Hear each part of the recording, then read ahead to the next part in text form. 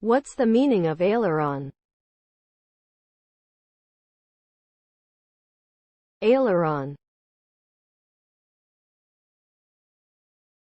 Aileron.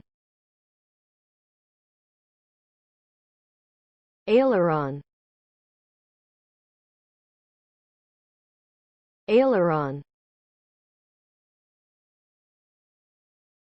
Aileron. An aileron is a hinged control surface on the trailing edge of an aircraft wing.